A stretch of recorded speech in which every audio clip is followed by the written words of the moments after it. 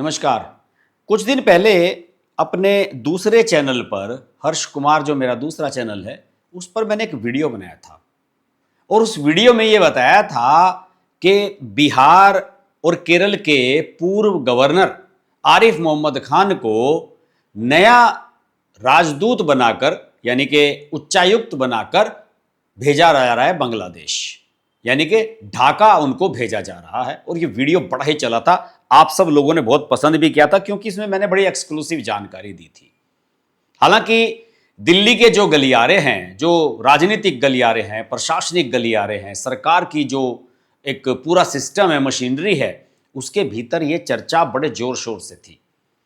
और ये चर्चा इसलिए भी जोर शोर से थी कि आरिफ मोहम्मद खान एक तो मुस्लिम है, बहुत पढ़े लिखे हैं, लंबे समय से राजनीति में रहे हैं और एक बढ़िया पकड़ रखते हैं इस्लाम पर और इस्लाम से जुड़े हुए मुद्दों पर।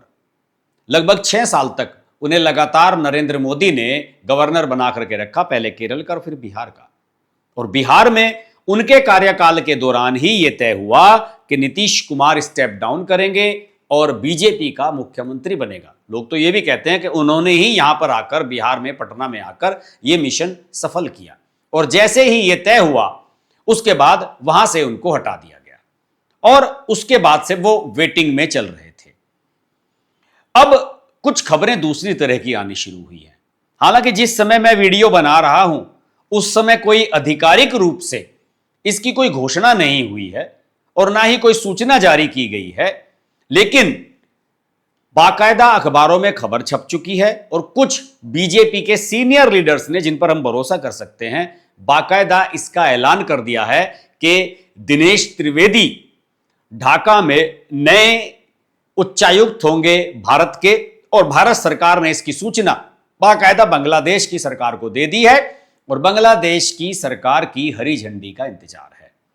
यह एक चौंकाने वाली खबर है। दिनेश त्रिवेदी बहुत पुराने दिग्गज हैं राजनीति के और खासतौर से कोलकाता में और पश्चिम बंगाल की राजनीति में लगभग 2-3 दशक तक उनका जबरदस्त दखल रहा है। 2021 में ही जब विधानसभा चुनाव हुए थे उस समय ये बीजेपी में आए थे। उससे पहले 98 से 2021 तक, यानी कि जब से टीएमसी बनी थी ममता बनर्जी की पार्टी, तब से ये ममता बनर्जी के साथ थे। उससे पहले ये जनता दल में भी रहे, वीपी सिंह में भी के साथ भी रहे और राजीव गांधी के साथ भी रहे। और राजीव गांधी को कांग्रेस के जब प्रधानमंत्री बने थे राजीव गांधी, उस समय राजीव गांधी टेक्नोलॉजी को लेकर जो नए विचार लेकर गए थे, कंप्यूटराइजेशन को लेकर, उससे बड़ा इंप्रेस रहा करते थे, तो वो कांग्रेस में भी रहे। नई दिल्ली के एक गुजराती परिवार में दिनेश त्रिवेदी का जन्म हुआ है। उनके पिता हीरालाल और माता उर्मिलाबेन थी। 1947 में जब भारत पाकिस्तान का विभाजन हुआ तो उनका परिवार कराची छोड़कर, अपना सब कुछ छोड़कर भारत आ गया। दिल्ली में रहने के बाद अंत में जो उनके पिता जहां पर काम करते थे कोलकाता, वहीं पर ही उनका परिवार रह गया। हिमाचल प्रदेश से उन्होंने अपनी प्रारंभिक शिक्षा शुरू की। बड़ी हाई फाई एजुकेशन रही उनकी बचपन से ही। कोलकाता के सेंट जेवियर्स से उन्होंने बीकॉम किया और 70 के दशक में जो एजुकेशन लोन है, जो उस समय मिलता नहीं था, 20,000 रुपए का एजुकेशन लोन लेकर यूनिवर्सिटी ऑफ टेक्सास में पढ़ने के लिए, एमबीए करने के लिए अमेरिका गए। एक प्रशिक्षित कमर्शियल पायलट बने। इसके अलावा वो एक कुशल सितार वादक हैं। ज्योतिष में उनकी बड़ी दिलचस्पी रहती है। अमेरिका और भारत में उन्होंने कई कॉरपोरेट कंपनियों में काम किया। 1984 में कोलकाता में अपनी लॉजिस्टिक कंपनी बनाई, एयर फ्रेट। उन्होंने उपभोक्ता संरक्षण और आरटीआई आंदोलन में भी सक्रिय से योगदान दिया और राजनीति के अपराधीकरण पर वोहरा समिति की रिपोर्ट सार्वजनिक करने के लिए सुप्रीम कोर्ट में जो ऐतिहासिक पीआईएल डाली गई थी, उसमें उनकी बहुत बड़ी भूमिका रही थी। मैंने आपको बताया कि 40 साल का उनका बड़ा फैसिनेटिंग राजनीतिक कैरियर रहा है। राजीव गांधी के दृष्टिकोण से प्रभावित होकर उन्होंने राजनीति शुरू की। 1990 से 98 तक वो जनता दल के सांसद भी रहे, राज्यसभा के। तृणमूल कांग्रेस जब बनी 98 में, तो ममता बनर्जी के साथ उन्होंने अपने टीएमसी में कैरियर की शुरुआत की, प्रमुख सदस्य रहे। बैरकपुर लोकसभा सीट से चुनाव भी जीते और 2021 में ममता बनर्जी से किसी बात पर अनबन हुई और टीएमसी की कार्यशैली से नाराज होकर फरवरी 2021 में राज्यसभा से इस्तीफा देकर भारतीय जनता पार्टी में शामिल हो गए। मेरे ध्यान है उस समय जेपी नड्डा ने प्रेस कॉन्फ्रेंस की थी और जब ये शामिल हुए थे उन्होंने कहा था कि दिनेश त्रिवेदी जी बढ़िया आदमी है लेकिन गलत पार्टी में है। मैं आपको बता दूं कि बीजेपी में आने से पहले ये स्वास्थ्य राज्य मंत्री रहे, 2009 में बैरकपुर से लोकसभा के सांसद बने और मनमोहन सिंह की सरकार में 2010 से 2011 तक ये ग्रामीण स्वास्थ्य मंत्री रहे, जिसमें जननी सुरक्षा योजना को मजबूत करने का इन्होंने काम किया और बड़ा क्रांतिकारी रेल मंत्री भी रहे 2011-12 में। जब ममता बनर्जी 2011 में चीफ मिनिस्टर बनी, टीएमसी की वहां पहली बार सरकार बनी पश्चिम बंगाल में, तो इन्होंने ममता बनर्जी ने अपनी जगह इनको रेल मंत्री बनाया और उस समय एक बड़ा अजीबोगरीब दौर चल रहा था दोस्तों। रेल मंत्री रहते आए थे लालू यादव, नीतीश कुमार, फिर ममता बनर्जी। लगभग एक दशक से रेलवे में किराया नहीं बढ़ रहा था। किराया बढ़ने की वजह से हकीकत यह हो गई थी कि रेलवे इतनी घाटे में चली गई थी कि अगर वो 100 रुपया कमा रही थी तो 95 रुपए खर्च कर रही थी।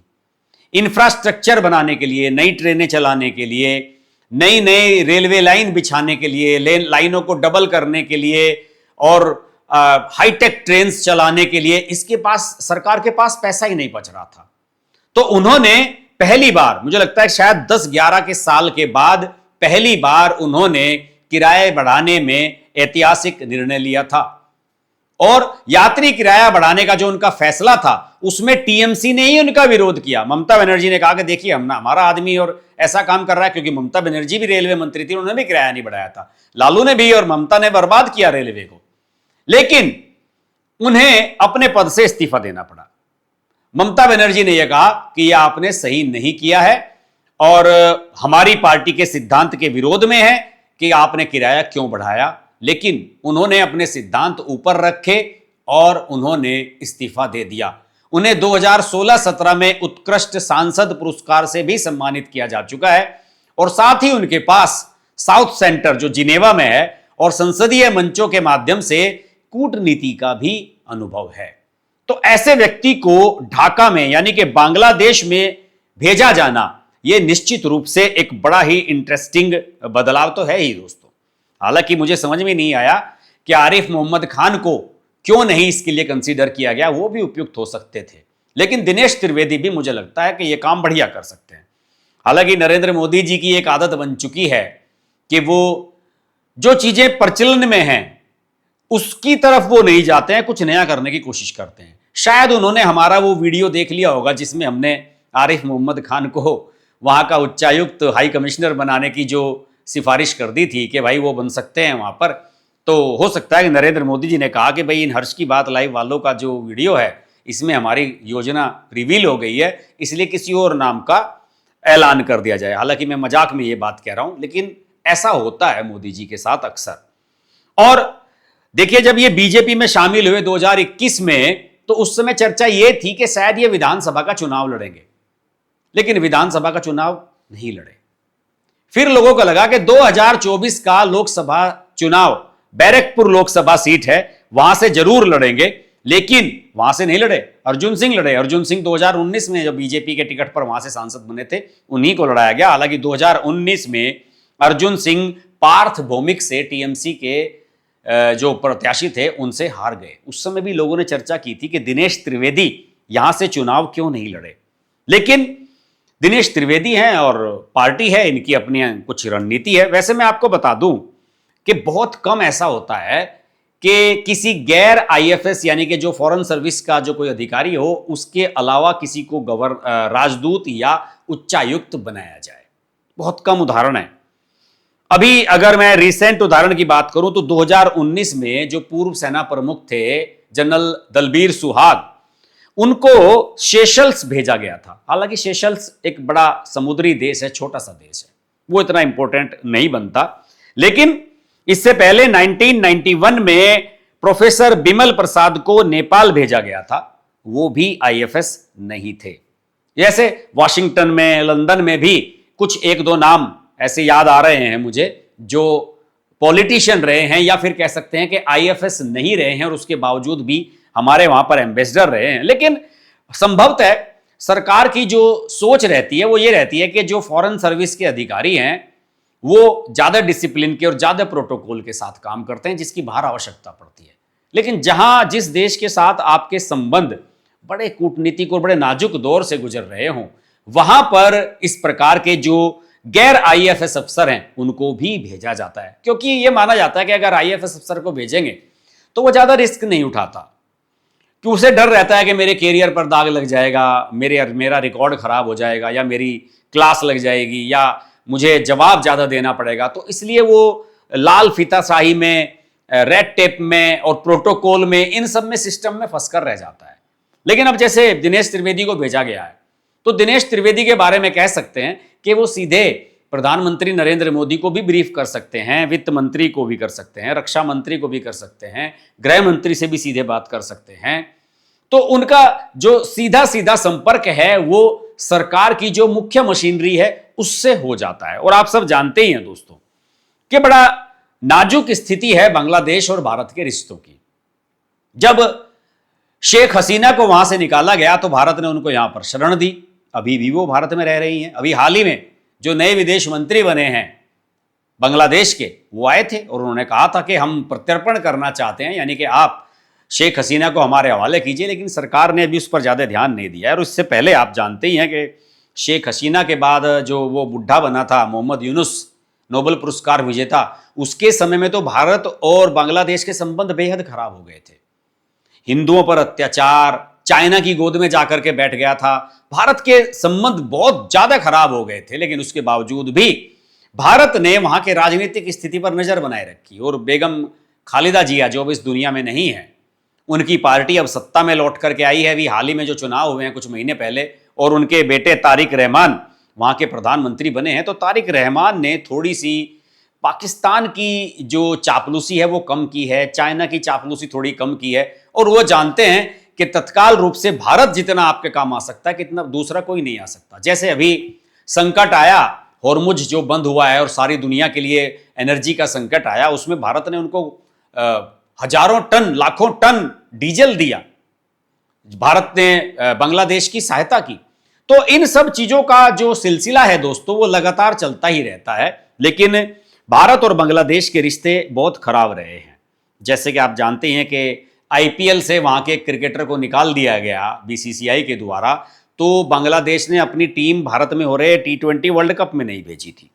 और भी ऐसे बहुत विवाद हुए। हालांकि हमारे विदेश मंत्री एस जयशंकर वहां पर गए थे जब शपथ ग्रहण समारोह हुआ नए प्रधानमंत्री तारिक रहमान का, और उनसे मिलकर भी आए थे। लेकिन उसके बावजूद भी अभी हम मान सकते हैं कि यह मिशन आसान नहीं है। बांग्लादेश चीन के ज्यादा नजदीक जा रहा है, यह भारत के लिए चिंता का विषय है। बिजली का जो संकट होता है बार बार, बांग्लादेश भारत पर निर्भर है, इसका भी भारत फायदा उठा सकता है। और मुझे लगता है कि दिनेश त्रिवेदी का मिशन केवल कूटनीतिक संदेशों का आदान प्रदान करना ही नहीं होगा, बल्कि एक ऐसे द्विपक्षीय संबंध को भी फिर से जीवित करना होगा जो गहरे अविश्वास और क्षेत्रीय अस्थिरता की चपेट में है। इस मिशन में उन्होंने एक तो सबसे पहला जो काम करना होगा, दोनों ही देशों के बीच में जो एक अविश्वास है उसको खत्म करना, बांग्लादेश फर्स्ट का जो एक नैरेटिव है उसको स्थापित करना। उनकी सबसे पहली चुनौती यही होगी कि बीएनपी सरकार के साथ राजनीतिक विश्वास स्थापित करें। वैसे बीएनपी का जो पिछला इतिहास रहा है 2001 से 2006 का, उसे लेकर नई दिल्ली आशंकित है, क्योंकि खालिदा जिया के समय में कभी भी भारत और बांग्लादेश के रिश्ते बढ़िया नहीं रहे। लेकिन मैंने देखा है कि जो नए प्रधानमंत्री बने हैं तारिक रहमान, काफी मैच्योर उनकी थिंकिंग नजर आ रही है अभी, और उन्होंने भारत के साथ अपने रिश्तों को सुधारने पर एक अपना एक जिसे कहते हैं ना कि एक आउटरीच करने की कोशिश की है। और ऐसे में उन्हें सीधे सीधे दिनेश त्रिवेदी को सीधे ही बीएनपी के नेतृत्व के साथ स्पष्ट संचार चैनल अपना स्थापित करना होगा। और बाकी संकट तो चल ही रहे हैं, ऊर्जा का और जो भी संकट है, लेकिन फिर भी मुझे लगता है कि ये एक वाइज डिसीजन है, एक बढ़िया डिसीजन है। चलिए, आरिफ मोहम्मद खान ने सही, दिनेश त्रिवेदी ही सही। दिनेश त्रिवेदी पढ़े लिखे हैं, बंगला भाषा भी जानते हैं, उनका लगभग 40-45 साल पश्चिम बंगाल में ही उनके गुजरे हैं, और वहां की राजनीति से। और देखिए, बांग्लादेश की और वेस्ट बंगाल की 4000 किलोमीटर के आसपास बॉर्डर मिलती हुई है। तो मुझे लगता है कि सरकार ने यह भी सोचा होगा कि इसका इंप्रेशन, देखिए मैं नहीं मानता कि कुछ लोग कहेंगे कि इसका पश्चिम बंगाल के चुनाव पर प्रभाव पड़ेगा। पश्चिम बंगाल का चुनाव जीतने के लिए दिनेश त्रिवेदी को अपॉइंट किया गया होगा, यह मुझे समझ में नहीं आ रहा है। लेकिन यह निश्चित तौर पर है कि पश्चिम बंगाल में रहने का, बांग्ला भाषा जानने का उनका जो प्रभाव है, जो उनका एक प्लस पॉइंट है दिनेश त्रिवेदी का, वो जरूर काम आएगा। लेकिन दिनेश त्रिवेदी क्या वास्तव में भारत और बांग्लादेश के बीच में वो सेतु का काम कर सकेंगे, ये आने वाला समय बताएगा। आज की वीडियो में इतना ही। वीडियो अच्छा लगे तो लाइक कीजिए, शेयर कीजिए। चैनल को अभी तक सब्सक्राइब नहीं किया है तो सब्सक्राइब करना ना भूलें और जुड़े रहें हमारे साथ। नमस्कार।